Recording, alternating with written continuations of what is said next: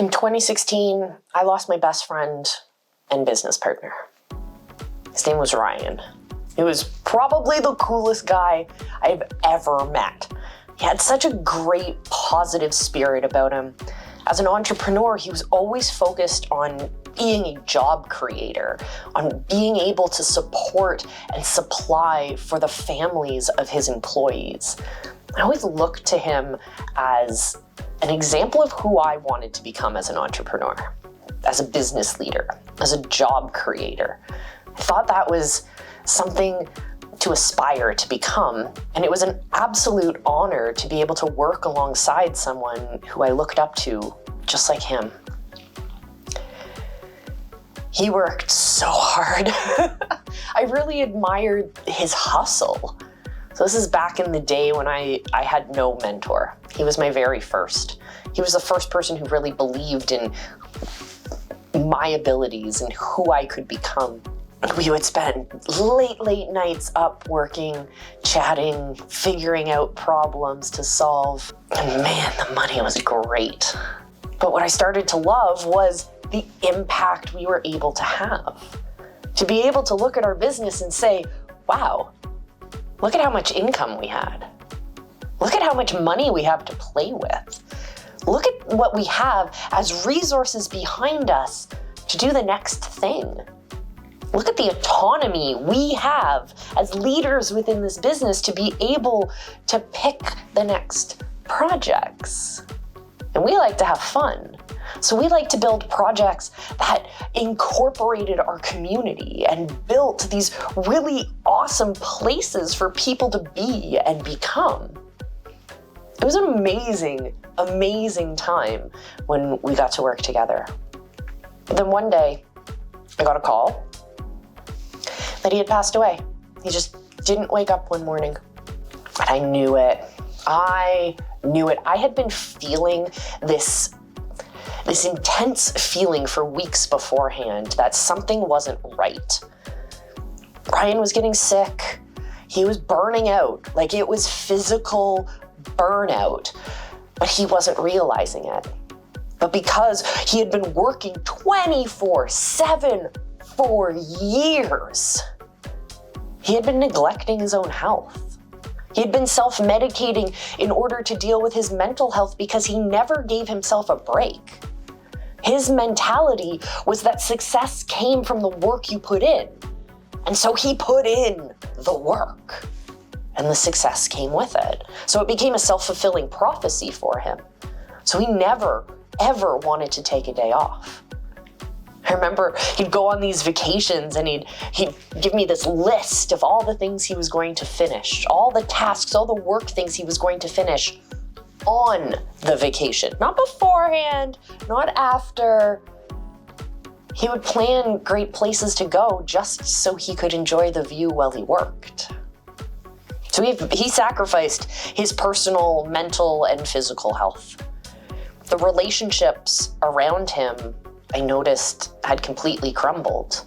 Even though he had great friends around him, his partner was unhappy. His family, he was completely disconnected from his family.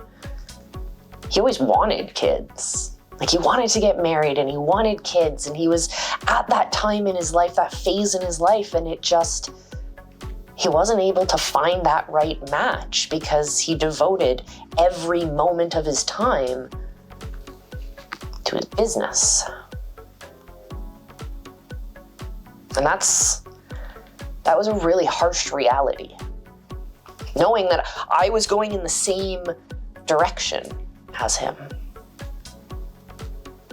And so I sit here today.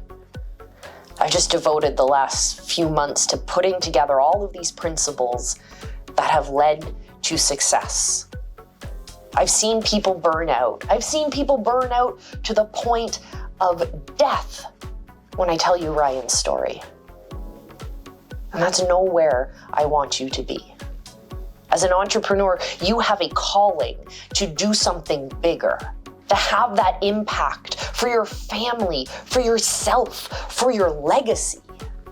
But you're never going to have that impact if you only focus on the business.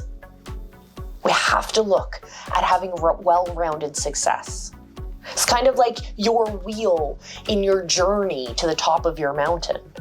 If you're only focusing in one area and you're neglecting everything else, that's going to be a really bumpy, uncomfortable, inefficient journey. But if you focus on creating well-rounded success in your life, you won't burn out that same like Ryan.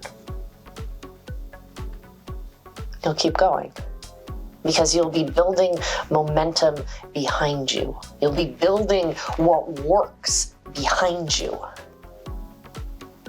So if you don't want to be like Ryan, if you want to keep going, if you want to keep playing this game, then come join us in the Pinnacle.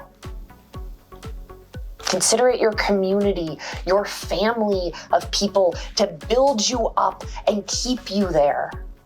Sustain that success for you. Be your accountability when you need it. Be your community and your cheerleaders when you need it, but keep you accountable to your goals on your journey. What's so cool about the Pinnacle is that we each have a customized roadmap to what we want to achieve for our lives, our legacy, our brands, businesses, and even our personal influence.